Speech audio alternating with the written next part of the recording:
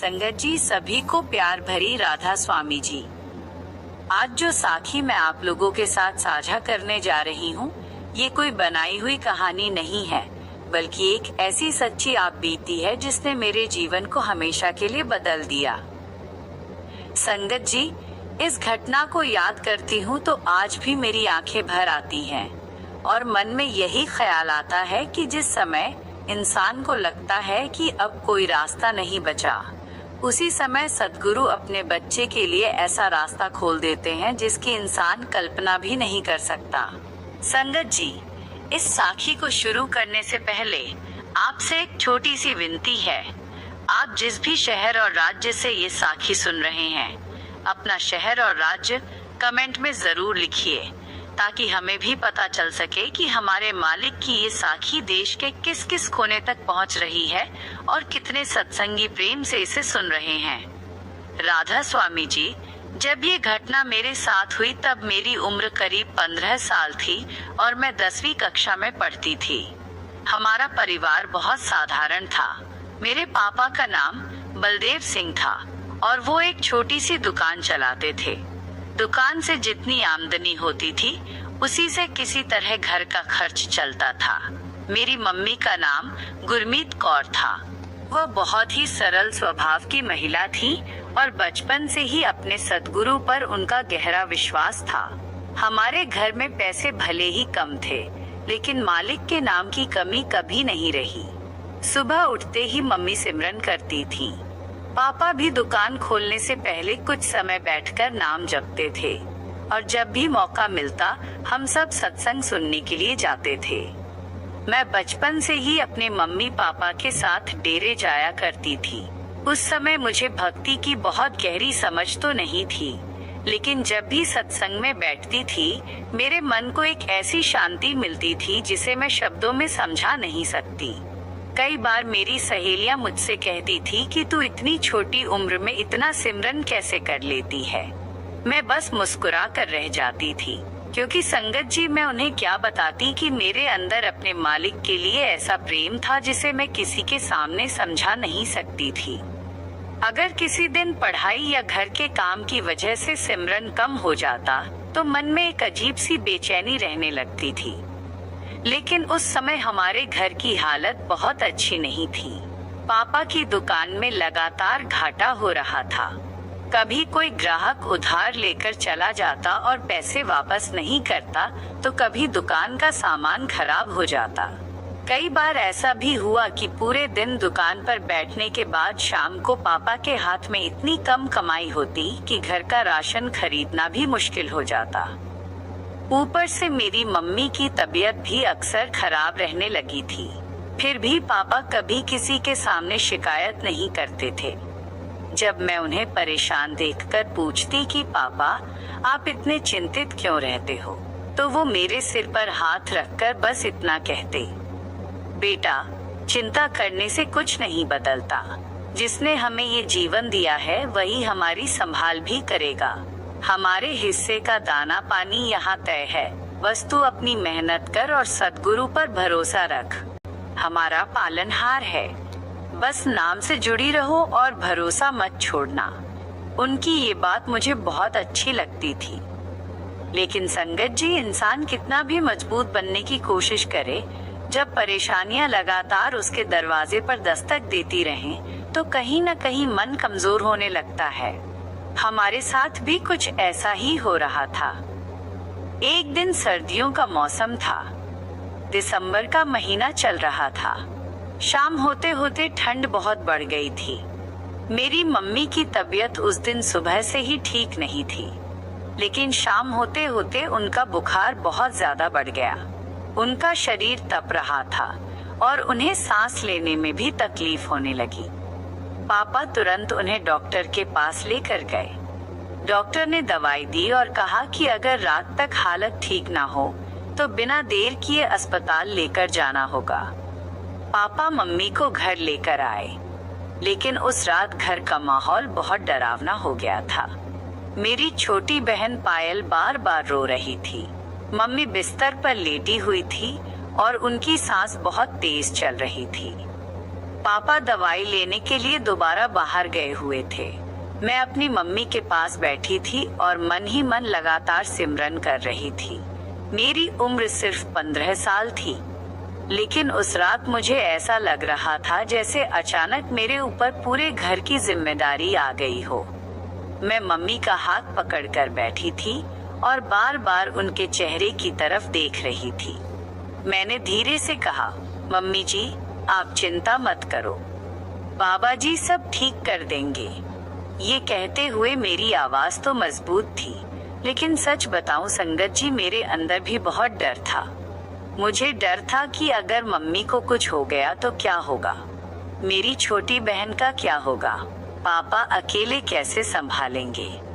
और शायद इन्हीं सवालों के बीच मेरा मन बार बार अपने सद्गुरु के चरणों में जा रहा था। रात करीब 11 बजे की बात होगी। अचानक पूरे इलाके की बिजली चली गई। घर के अंदर घना अंधेरा हो गया। मेरी छोटी बहन डरकर मेरे पास आकर बैठ गई। तभी मम्मी की तबीयत अचानक और बिगड़ने लगी। उनकी सांस बहुत तेज चलने लगी और वो दर्द से कराहने लगी। मैं घबरा गई। ने पायल को अपने पास बैठाया और खुद मम्मी के सिर के पास बैठकर सिमरन करने लगी। मेरे मुंह से बस एक ही बात निकल रही थी, बाबा जी मेरी मम्मी को ठीक कर दो। मुझे कुछ नहीं चाहिए, बस मेरी मम्मी को ठीक कर दो। उस समय मुझे ये भी नहीं पता था कि कुछ ही देर में हमारे घर के दरवाजे पर कौन आने वाला है। अचानक बाहर से कदमों की आवाज सुनाई दी। पहले कदम बहुत दूर थे, फिर धीरे धीरे वो आवाज हमारे घर के बिल्कुल पास आने लगी। मैंने सिमरन रोककर दरवाजे की तरफ देखा। पायल ने मेरा हाथ कसकर पकड़ लिया। उसने डरते हुए पूछा, दीदी कौन है? मैंने कोई जवाब नहीं दिया। कदमों की आवाज दरवाजे के ठीक बाहर आकर रुक गई। कुछ पल तक बिल्कुल सन्नाटा रहा। फिर दरवाजे पर बहुत हल्की सी दस्तक हुई, इतनी हल्की कि अगर घर में थोड़ी भी आवाज होती तो शायद सुनाई तक नहीं देती। पायल मेरे पीछे छिप गई। उसने फुसफुसा कर कहा, दीदी दरवाजा मत खोलना। संगत जी सच बताऊं, उस समय मेरे हाथ पैर कांप रहे थे। रात बहुत हो चुकी थी। पापा अभी तक वापस नहीं आए थे। बाहर अंधेरा था और उस समय हमारे इलाके में चोरी की घटनाएं भी होती रहती थी। मैं कुछ पल तक वहीं खड़ी रही। फिर मैंने अंदर से एक अजीब सी शांति महसूस की, जैसे कोई कह रहा हो डर मत। मैंने धीरे धीरे दरवाजे के पास जाकर पूछा, कौन है? कुछ पल कोई जवाब नहीं आया। फिर बाहर से एक बहुत शांत और बुजुर्ग आवाज आई, बेटा दरवाजा खोलो, डरने की जरूरत नहीं है। संगत जी, वो आवाज सुनते ही मेरे अंदर का डर जैसे अचानक आधा हो गया। उस आवाज में ऐसा अपनापन था, जैसे कोई बहुत अपना इंसान मुझे पुकार रहा हो। मैंने कांपते हाथों से कुंडी खोली। दरवाजा धीरे से खुला और सामने एक बुजुर्ग सरदार जी खड़े थे। उन्होंने सफेद कपड़े पहन रखे थे और सिर पर साफ सफेद कपड़ा बंधा हुआ था। चेहरे पर हल्की सी मुस्कान थी और आंखों में ऐसी शांति थी जिसे देखकर मेरा मन अपने आप शांत होने लगा। इतनी कड़ाके की ठंड थी, लेकिन उनके चेहरे पर न ठंड का असर था और न किसी तरह की परेशानी। उन्होंने मेरी तरफ देखा और बहुत प्यार से कहा, बेटा घबराओ मत, सब ठीक हो जाएगा। संगत जी, उनके ये शब्द सुनते ही मेरी आंखों से आंसू निकल पड़े। मुझे ऐसा लगा जैसे किसी ने मेरे डर को अपने हाथों से पकड़कर दूर कर दिया हो। मैंने तुरंत कहा, बाबा जी अंदर आइए। वह बुजुर्ग धीरे धीरे घर के अंदर आए। उन्होंने इधर उधर देखने की जरूरत भी नहीं समझी और सीधे उस कमरे में चले गए जहां मेरी मम्मी लेटी हुई थी। मैं और पायल उनके पीछे पीछे चल दिए। मम्मी की हालत अभी भी बहुत खराब थी। वो तेज सांस ले रही थी और आंखें बंद थीं। वह बुजुर्ग उनके पास बैठ गए। उन्होंने बहुत शांत होकर मम्मी के सिर पर हाथ रखा और संगत जी, जैसे ही उनका हाथ मम्मी के सिर पर गया, कुछ ऐसा हुआ जिसे देखकर मैं और पायल दोनों बिल्कुल स्तब्ध रह गए। मम्मी की तेज चल रही सांस धीरे धीरे सामान्य होने लगी। उनके चेहरे का तनाव कम होने लगा। कुछ ही क्षणों में उनकी आंखें खुली और उन्होंने शांत होकर मेरी तरफ देखा। मैं तो समझ ही नहीं पा रही थी कि अभी कुछ मिनट पहले जो हालत थी उसमें अचानक इतना बदलाव कैसे आ गया। वह बुजुर्ग बहुत सहज भाव से बोले, बेटा पानी ले आओ। मैं तुरंत पानी लेकर आई। उन्होंने मम्मी को थोड़ा पानी पिलाया और फिर मेरी तरफ देखकर बोले, डरना नहीं चाहिए। सद्गुरु अपने बच्चों को कभी अकेला नहीं छोड़ते। संगत जी, उनके मुंह से ये बात सुनते ही मेरे पूरे शरीर में जैसे एक सिहरन दौड़ गई। मैंने उन्हें ध्यान से देखा। उनका चेहरा मुझे बहुत जाना पहचाना सा लग रहा था, लेकिन मैं समझ नहीं पा रही थी कि मैंने उन्हें पहले कहाँ देखा है। तभी मुझे अचानक पापा की याद आई। मैंने घबराकर पूछा, बाबा जी, मेरे पापा अभी तक घर नहीं आए हैं। वो बुजुर्ग हल्के से मुस्कुराए और बोले, वो भी ठीक है, थोड़ी देर में आ जाएंगे। मैंने उनकी बात सुनी, लेकिन उस समय मुझे समझ नहीं आया कि उन्होंने ऐसा इतनी निश्चितता से कैसे कह दिया। कुछ देर बाद उन्होंने मेरी मम्मी की तरफ देखा और कहा, अब घबराने की जरूरत नहीं है, थोड़ा आराम करो। मम्मी ने कमजोर आवाज में हाथ जोड़ दिए। उनकी आंखों में आंसू थे। वह बुजुर्ग कुछ देर बिल्कुल चुप बैठे रहे। घर में अंधेरा था, बाहर ठंडी हवा चल रही थी और मैं पहली बार उस रात अपने डर को भूलकर उस बुजुर्ग के चेहरे को देख रही थी। उनकी आंखों में ऐसी शांति थी कि मुझे लग रहा था जैसे वो हमारे घर की परेशानी को नहीं, बल्कि हमारे मन की हालत को देख रहे हों। तभी बाहर से अचानक दरवाजे पर फिर आवाज हुई। मैं चौंक कर उठी और इस बार दरवाजे के बाहर जो आवाज आई उसे सुनते ही मेरा दिल तेजी से धड़कने लगा। वो मेरे पापा की आवाज थी। पापा घर वापस आ चुके। जैसे ही पापा ने दरवाजा खोला और अंदर कदम रखा, उनकी नजर सबसे पहले मम्मी पर गई। मम्मी कुछ देर पहले जिस हालत में थी उसके मुकाबले अब काफी शांत दिखाई दे रही थी, लेकिन पापा की नजर जैसे ही उस बुजुर्ग सरदार जी पर पड़ी, वो वहीं रुक गए। कुछ पल तक वो उन्हें देखते रहे।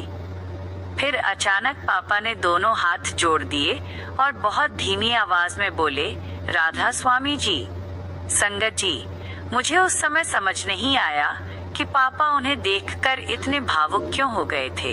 पापा ने आगे बढ़कर उनके चरणों में हाथ लगाने की कोशिश की, लेकिन बुजुर्ग सरदार जी ने तुरंत उन्हें रोक दिया और प्यार से कहा, भाई चिंता मत करो, बैठ जाओ। पापा उनके सामने बैठ गए। उनकी आंखों में आंसू थे। कुछ देर तक वो कुछ बोल ही नहीं पाए। फिर उन्होंने कहा, बाबा जी, मैं बहुत डर गया था।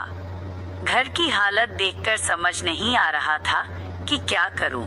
बुजुर्ग सरदार जी ने पापा की तरफ देखा और बहुत शांत आवाज में कहा, जिसका सहारा लेकर तुम इतने साल चले हो, उस पर भरोसा क्यों छोड़ रहे हो। पापा ने सिर झुका लिया। संगत जी, मेरे पापा बाहर से बहुत मजबूत दिखाई देते थे, लेकिन उस रात पहली बार मैंने उनकी आंखों में ऐसा डर देखा था जिसे वो महीनों से अपने अंदर छिपाए हुए थे।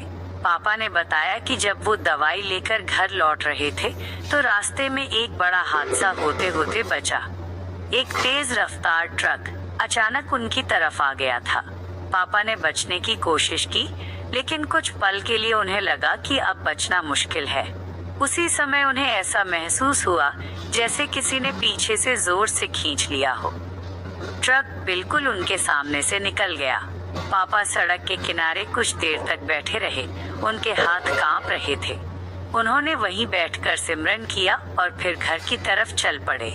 जब वो घर पहुंचे और मम्मी को उस बुजुर्ग सरदार जी के पास शांत बैठे देखा तो उन्हें जैसे अपनी आंखों पर विश्वास ही नहीं हुआ। बुजुर्ग सरदार जी ने पापा से कहा, आज की रात को डर की रात मत समझना, इसे मालिक की मेहर की रात समझना। पापा की आंखों से आंसू बहने लगे।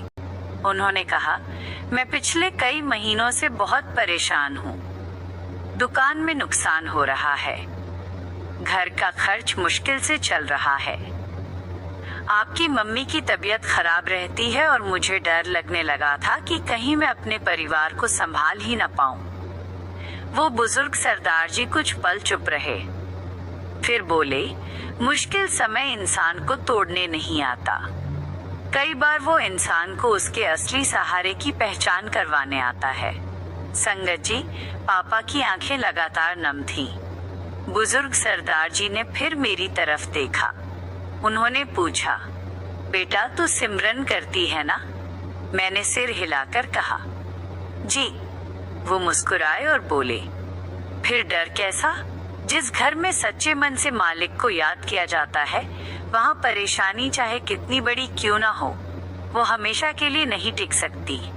उनकी बात सुनकर मेरे अंदर जैसे एक नई हिम्मत पैदा हो गई। मैंने मन ही मन सोचा कि शायद सच में हम जिस परेशानी को इतना बड़ा समझ रहे हैं, वो मालिक के सामने कुछ भी नहीं है। उस समय मेरी छोटी बहन भी चुपचाप उस बुजुर्ग को देख रही थी। वो बहुत छोटी थी और उसे इन बातों की ज्यादा समझ नहीं थी, लेकिन वो भी उनके पास बैठ गई। बुजुर्ग सरदार जी ने उसके सिर पर हाथ रखा और कहा, बेटा डरना नहीं। मेरी बहन ने पहली बार उस रात रोना बंद किया। संगत जी, उस समय हमारे घर में ऐसा लग रहा था जैसे कुछ देर पहले जो डर और बेचैनी थी वो कहीं चली गई हो। मम्मी भी अब काफी शांत थी। पापा भी पहले की तरह परेशान नहीं दिखाई दे रहे थे। मैं उस बुजुर्ग सरदार जी के चेहरे को देखती रही। उनकी आंखों में एक अलग ही चमक थी। ऐसा लगता था जैसे वो हमारे घर में पहली बार नहीं आए हों, जैसे वो हमें बहुत पहले से जानते हो। करीब आधे घंटे बाद उन्होंने उठने की बात कही। पापा तुरंत बोले, इतनी रात हो गई है, आप यहीं रुक जाइए, बाहर बहुत ठंड है। लेकिन वो बुजुर्ग मुस्कुराकर बोले, नहीं बेटा, मुझे जाना है। पापा ने फिर कहा, लेकिन आप इतनी रात में कहाँ जाएंगे? उन्होंने सिर्फ इतना कहा, जहाँ जरूरत होगी वहाँ जाना है। उनकी ये बात सुनकर मेरे मन में अजीब सा भाव आया। मैं चाहती थी कि वो यहीं रुकें। मुझे पता नहीं क्यों लग रहा था कि उनके चले जाने के बाद फिर से डर हमारे घर में लौट आएगा। लेकिन वो दरवाजे की तरफ बढ़ने लगे। उसी समय मेरी मम्मी ने उन्हें आवाज दी, बाबा जी। वो रुक गए। मम्मी धीरे धीरे उठकर बैठी और हाथ जोड़कर बोली, आप कौन हो? संगत जी, ये सवाल सुनकर मेरे पापा भी उनकी तरफ देखने लगे। वो बुजुर्ग कुछ पल तक मम्मी को देखते रहे, फिर बहुत शांत आवाज में बोले, जिसे तुमने सच्चे दिल से याद किया है, उसी ने तुम्हें संभाला है। इतना कहकर वो दरवाजे की तरफ बढ़ गए। पापा उनके पीछे पीछे बाहर निकल गए। मैं भी कुछ कदम पीछे गई, लेकिन पापा ने मुझे अंदर रहने को कहा। कुछ ही सेकंड बाद पापा वापस अंदर आए। लेकिन संगत जी, उनके चेहरे को देखते ही मुझे समझ आ गया कि कुछ बहुत अजीब हुआ है। पापा ने दरवाजा बंद किया और बिना कुछ बोले सीधे बाबा जी की तस्वीर के सामने जाकर खड़े हो गए। उनके हाथ जुड़े हुए थे, आंखों से आंसू निकल रहे थे। मैंने धीरे से पूछा, पापा क्या हुआ? उन्होंने मेरी तरफ देखा और कुछ क्षण तक कुछ बोल नहीं पाए। फिर उन्होंने कहा, बेटा वो बाबा कहीं दिखाई ही नहीं दिए। मैंने पूछा, लेकिन वो गए कहाँ? पापा बोले, मैं उनके पीछे कुछ ही कदम चला था। सामने सीधी गली थी। इतनी जल्दी कोई आदमी वहाँ से जा नहीं सकता था, लेकिन वहाँ कोई नहीं था। संगत जी, उस समय मेरे शरीर में जैसे सिहरन दौड़ गई। मम्मी भी चुपचाप बाबा जी की तस्वीर को देख रही थी। पापा ने कांपती आवाज में कहा, आज मालिक खुद हमारे घर आए थे। उस रात हम में से किसी की आंख नहीं लगी। हम चारों बैठे रहे और उस बुजुर्ग सरदार जी के बारे में सोचते रहे। सुबह होने तक मम्मी की तबीयत में काफी सुधार हो चुका था। उनका बुखार भी कम हो गया था। सांस लेने में भी पहले जैसी परेशानी नहीं थी। पापा उन्हें दोबारा डॉक्टर के पास लेकर गए। डॉक्टर ने जांच की और कहा, कल रात हालत काफी गंभीर थी, लेकिन अब तो काफी सुधार है। पापा सिर्फ मुस्कुरा दिए। उन्होंने डॉक्टर को कुछ नहीं बताया। घर वापस आते समय वो पूरे रास्ते सिमरन करते रहे। उस दिन के बाद हमारे घर में एक बदलाव आने लगा। पहले जहां हर समय पैसों की चिंता रहती थी, अब पापा पहले से ज्यादा शांत रहने लगे। वो अक्सर कहते जो होगा मालिक की मर्जी से होगा। लेकिन संगत जी, उस रात के बाद जो घटनाएं हमारे जीवन में आने वाली थी, उन्होंने हमें ये समझा दिया कि मालिक की मेहर केवल एक बार आकर खत्म नहीं होती। कई बार एक कृपा दूसरी कृपा का रास्ता खोल देती है। करीब एक हफ्ते बाद रविवार के दिन की बात है। हम सब घर पर बैठे थे। पापा सुबह से ही घर के कुछ काम कर रहे थे। तभी अचानक बाहर एक कार आकर रुकी। हमारे छोटे से घर के सामने आमतौर पर कारें नहीं आती थीं, इसीलिए पापा बाहर देखने चले गए। बाहर एक आदमी खड़ा था, उसके हाथ में एक बैग था। उसने पापा को देखते ही पूछा, क्या आप बलदेव सिंह जी हैं? पापा ने कहा, जी हाँ। उस आदमी ने कहा, मैं शहर की एक बड़ी दुकान से आया हूँ। हमें एक ईमानदार और भरोसेमंद आदमी की जरूरत है। किसी ने आपका नाम बताया है। पापा कुछ पल तक उसे देखते रहे। उन्होंने पूछा, लेकिन मेरा नाम आपको किसने बताया? वो आदमी मुस्कुराकर बोला, एक बुजुर्ग सरदार जी आए थे। उन्होंने कहा था कि अगर आपको ईमानदार आदमी चाहिए तो बलदेव सिंह को रख लेना। संगत जी, ये सुनते ही पापा का चेहरा बिल्कुल बदल गया। उनके हाथ कांपने लगे। वो कुछ पल तक उस आदमी को देखते रहे और फिर धीमी आवाज में पूछा, उन बुजुर्ग सरदार जी का हुलिया कैसा था? उस आदमी ने जो हुलिया बताया वो बिल्कुल वही था जिसे हम उस रात अपने घर में देख चुके थे। सफेद कपड़े, सफेद साफा, चेहरे पर हल्की मुस्कान और आंखों में गहरी शांति। पापा की आंखों से आंसू निकल आए। वो कुछ बोल नहीं पाए। वो आदमी आगे कहने लगा, उन्होंने खास तौर पर कहा था कि ये आदमी बहुत ईमानदार है, इसे काम दे देना। पापा ने तुरंत नौकरी के लिए हामी भर दी। अगले दिन से उन्हें काम पर बुला लिया गया। और संगत जी, सबसे बड़ी बात ये थी कि वहाँ मिलने वाली तनख्वाह पापा की पुरानी कमाई से कई गुना ज्यादा थी। जिस घर में कुछ दिन पहले राशन के पैसे तक मुश्किल से जुटते थे, वहाँ अब धीरे धीरे हालात बदलने लगे। मम्मी की तबीयत भी पहले से अच्छी रहने लगी। पापा के चेहरे पर भी पहले जैसी चिंता नहीं रही। और मेरे अंदर उस रात की घटना को लेकर एक बात और गहरी होती जा रही थी। मुझे लगने लगा था कि शायद सच्चे मन से किया गया सिमरन कभी व्यर्थ नहीं जाता। लेकिन तभी मेरी जिंदगी में एक ऐसी परीक्षा आने वाली थी जिसमें मुझे अपने डर से खुद लड़ना था। मैं 10वीं की परीक्षा की तैयारी कर रही थी। घर की पुरानी परेशानियां धीरे धीरे खत्म हो रही थी, लेकिन मेरे मन में पढ़ाई को लेकर डर बना हुआ था। मुझे लगता था कि शायद मैं अच्छे नंबर नहीं ला पाऊंगी। एक रात मैं किताब लेकर बैठी थी। काफी देर तक पढ़ने के बाद भी मुझे कुछ याद नहीं हो रहा था। मैंने किताब बंद की और बाबा जी की तस्वीर के सामने जाकर बैठ गई। मेरी आंखों में आंसू थे। मैंने हाथ जोड़कर कहा, बाबा जी, मुझे डर लग रहा है अगर मैं फेल हो गई। संगत जी, उस रात मैं बहुत देर तक रोती रही। फिर पता नहीं कब मेरी आंख लग गई, लेकिन रात के उसी सन्नाटे में मुझे लगा जैसे कोई मेरे पास खड़ा है। मैंने आंखें खोली तो सामने वही बुजुर्ग सरदार जी खड़े थे। उनके चेहरे पर वही शांत मुस्कान थी। उन्होंने मेरे सिर पर हाथ रखा और कहा, डर मत बेटा, मेहनत कभी खाली नहीं जाती। और जैसे ही उनका हाथ मेरे सिर पर पड़ा, मुझे ऐसा लगा जैसे मेरे अंदर से सारा डर निकल गया हो। मैं अचानक उठकर बैठ गई। घड़ी में सुबह के 4 बजे बज रहे थे।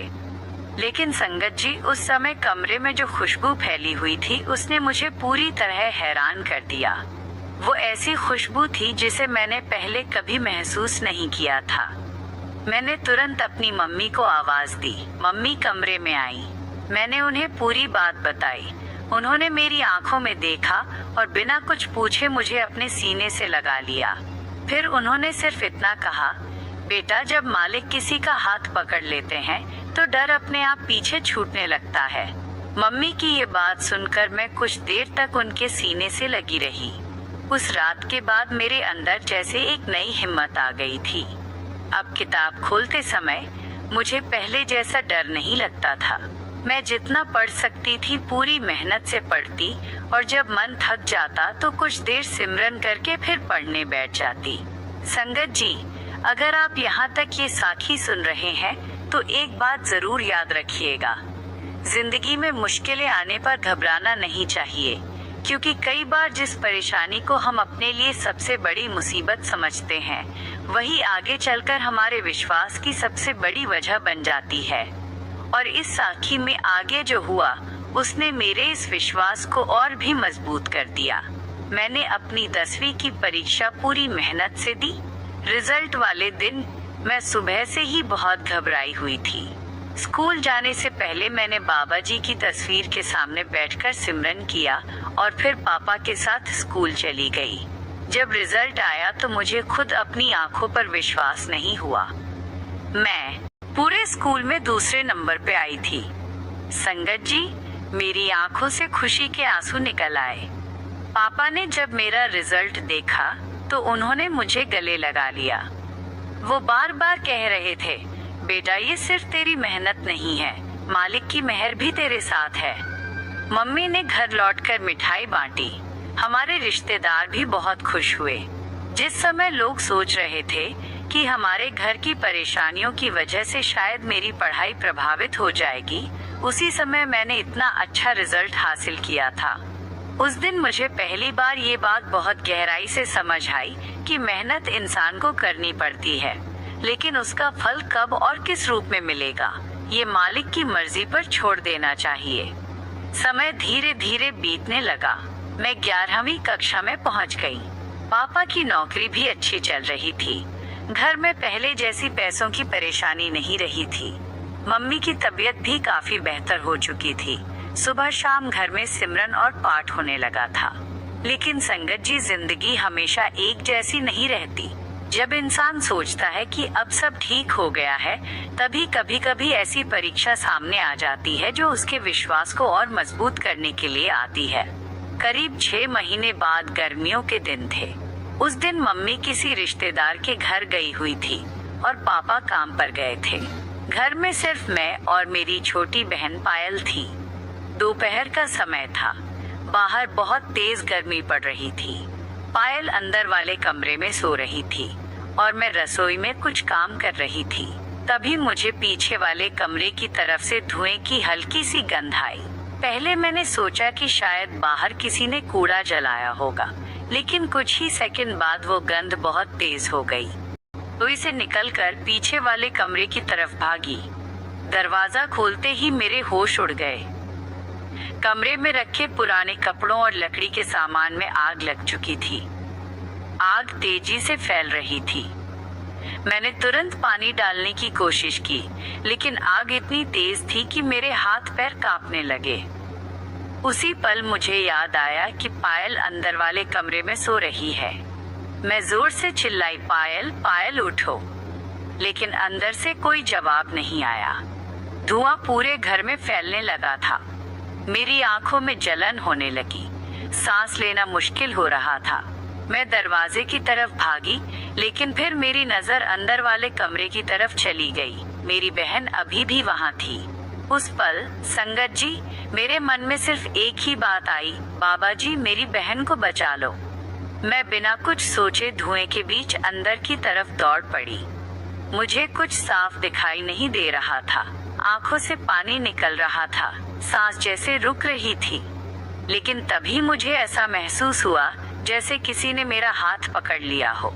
मैं आज भी उस पल को याद करती हूँ तो मेरे रोंगटे खड़े हो जाते हैं, क्योंकि वहाँ मुझे कोई दिखाई नहीं दे रहा था, लेकिन किसी की पकड़ मुझे बिल्कुल साफ महसूस हो रही थी, जैसे कोई मुझे रास्ता दिखा रहा हो। मैं उसी दिशा में आगे बढ़ती गई। कुछ ही पल बाद मेरे हाथ पायल तक पहुँच गए। मैंने उसे जोर से उठाया। वो नींद में थी और घबराकर रोने लगी। मैंने उसका हाथ पकड़ा और उसे लेकर बाहर की तरफ भागी। जैसे ही हम दोनों घर से बाहर निकले, कुछ ही सेकंड बाद पीछे वाले कमरे की खिड़की का शीशा जोर से टूट गया और आग अचानक बहुत तेज भड़क उठी। संगत जी, अगर हम कुछ सेकंड और अंदर रह जाते तो शायद आज मैं आपके सामने अपनी ये साखी सुनाने के लिए जिंदा नहीं होती। हमारी चीख सुनकर आसपास के लोग अपने घरों से बाहर निकल आए। किसी ने पानी लाना शुरू किया, किसी ने पापा को फोन किया, कुछ लोग आग बुझाने की कोशिश करने लगे। थोड़ी देर बाद पापा भी भागते हुए वहां पहुंच गए। उन्होंने जैसे ही मुझे और पायल को सुरक्षित देखा, वो जमीन पर बैठ गए। उनकी आंखों से आंसू बहने लगे। वो बार बार ऊपर देखकर बस यही कह रहे थे, मालिक शुक्र है तेरा। आग में घर का काफी सामान जल गया था, लेकिन हमारी जान बच गई थी। पड़ोसी भी कह रहे थे कि इतनी बड़ी आग के बीच दोनों बच्चियों का सुरक्षित बाहर निकलना किसी चमत्कार से कम नहीं है। घर में थोड़ी शांति हुई। तब हम सब बाहर बैठे थे। तभी मेरी छोटी बहन पायल ने अचानक मेरी तरफ देखकर कहा, दीदी मुझे तो एक सफेद कपड़ों वाले बाबा बाहर लेकर जा रहे थे। संगत जी, उसकी ये बात सुनते ही मेरे पैरों तले जैसे जमीन खिसक गई। मैंने उससे पूछा, कौन से बाबा? उसने कहा, वही सफेद कपड़े वाले बाबा। उन्होंने मेरा हाथ पकड़ा था। मेरी मम्मी भी तब तक घर वापस आ चुकी थी। उन्होंने पायल की बात सुनी तो उनकी आंखों से आंसू बहने लगे। पापा कुछ देर तक बिल्कुल चुप बैठे रहे। फिर उन्होंने बाबा जी की तस्वीर की तरफ देखा और कहा, जिसका सहारा हमारे साथ है, उसे कोई आग हमसे छीन नहीं सकती। उस दिन मेरे अंदर कुछ बदल गया। पहले मैं सिमरन इसलिए करती थी क्योंकि मुझे लगता था कि यही मेरा कर्तव्य है, लेकिन उस घटना के बाद सिमरन मेरे लिए सिर्फ एक आदत नहीं रही। अब मुझे हर पल अपने मालिक की मौजूदगी महसूस होने लगी थी। स्कूल जाते समय सिमरन, रास्ते में सिमरन, पढ़ाई करते समय सिमरन, रात को सोते समय सिमरन। मुझे ऐसा लगता था जैसे मेरे आसपास चाहे कोई दिखाई दे या ना दे, लेकिन मेरा सद्गुरु हमेशा मेरे साथ है।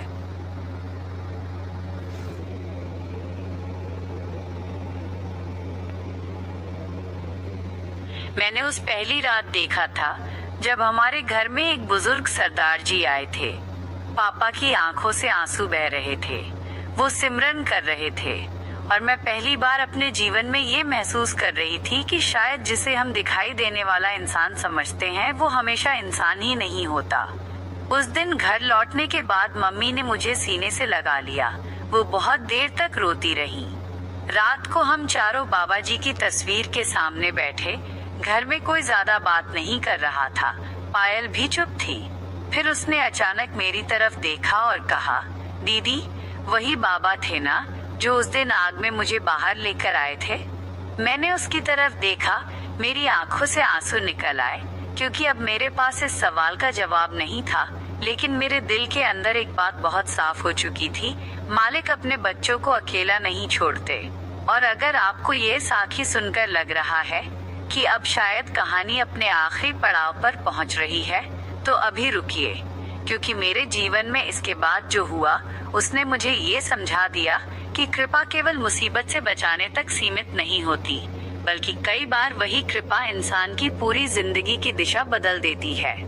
उस घटना के बाद मेरे अंदर एक अजीब सी शांति आ गई थी। पहले जब भी कोई परेशानी आती थी तो मैं घबरा जाती थी, लेकिन अब मुझे लगता था कि अगर मेरा मालिक मेरे साथ है तो मुझे डरने की जरूरत नहीं है। संगत जी, मेरी ये साखी सुनाने का मकसद किसी को चमत्कारों के पीछे भागने के लिए कहना नहीं है। मेरा मकसद सिर्फ इतना है कि जब जिंदगी में मुश्किल समय आए तो अपने सिमरन और अपने सद्गुरु पर भरोसा बनाए रखना, क्योंकि हम अक्सर मुश्किल आते ही सोच लेते हैं कि हमारी सुनवाई नहीं हो रही, लेकिन हो सकता है कि उसी समय मालिक हमारे लिए कोई ऐसा रास्ता बना रहे हो जिसे हम अभी देख नहीं पा रहे। मेरी मम्मी हमेशा कहा करती थी, मालिक की कृपा का हिसाब इंसान अपनी आंखों से नहीं लगा सकता। आज मुझे उनकी बात पूरी तरह समझ आती है। उस रात अगर मम्मी ठीक होने के बाद भी हमें कोई नौकरी नहीं मिलती तो शायद हम फिर परेशान होते, लेकिन उसके बाद पापा को वो काम मिला। फिर जब हमने सोचा कि अब सब ठीक है। इसीलिए अगर आपके जीवन में भी आज कोई कठिन समय चल रहा है तो बस एक बार शांत होकर बैठिए, सिमरन कीजिए और अपने मन से कहिए, मुझे रास्ता अब भी दिखाई नहीं दे रहा, लेकिन मुझे भरोसा है कि मेरा मालिक रास्ता जानता है। शायद यही विश्वास इंसान को टूटने से बचा लेता है। और मेरी जिंदगी की सबसे बड़ी सीख भी यही है कि सद्गुरु की कृपा हमेशा उसी रूप में नहीं आती जिस रूप में हम उसे पहचानना चाहते हैं। कभी वो किसी इंसान के रूप में मदद बनकर आती है, कभी किसी सही समय पर मिले अवसर के रूप में, कभी किसी हादसे से बच जाने के रूप में, और कभी सिर्फ मन के अंदर पैदा हुई उस शांति के रूप में जो बिना किसी वजह के कहती है, डर मत, तू अकेला नहीं है। मेरे लिए वो आवाज आज भी जिंदा है, और जब तक मेरी सांसें चलेंगी मैं अपने बच्चों को भी यही सिखाती रहूंगी कि दुनिया चाहे जितनी बदल जाए, अपने मालिक को याद करना मत छोड़ना। क्योंकि मैंने अपनी जिंदगी में यही देखा है कि इंसान का सहारा कभी भी छूट सकता है, लेकिन जिस नाम से दिल सच्चाई से जुड़ जाए उसका सहारा भीतर से कभी खत्म नहीं होता। संगत जी, अगर इस साखी ने आपके दिल को छुआ है तो इसे अपने तक सीमित मत रखिए। इसे अपने किसी ऐसे भाई, बहन या परिवार के सदस्य तक जरूर पहुंचाइए जो इस समय किसी परेशानी से गुजर रहा हो और जिसे उम्मीद की जरूरत हो। और अगर आपको लगता है कि ऐसी सच्ची आपबीती और सद्गुरु की कृपा से जुड़ी साखियां आपके मन में विश्वास और सिमरन को मजबूत करती हैं, तो हमारे चैनल को लाइक जरूर कीजिए, कमेंट करके अपने मन की बात बताइए, सब्सक्राइब कीजिए। सब्सक्राइब करने के बाद बेल आइकन पर जरूर क्लिक कीजिए और उसमें ऑल बटन को भी चुन लीजिए, ताकि जब भी ऐसी कोई नई साखी आपके लिए आए तो उसकी जानकारी आप तक समय पर पहुंच सके। और एक बात हमेशा याद रखिएगा, मुश्किल समय में अपने मन को ये मत कहिए कि मैं अकेला हूँ। अपने मन को बस इतना कहिए, मैं अकेला नहीं हूँ, मेरा मालिक मेरे साथ है। यही विश्वास मेरे जीवन की सबसे बड़ी ताकत बना और आज भी बना हुआ है। सभी को प्यार भरी राधा स्वामी जी।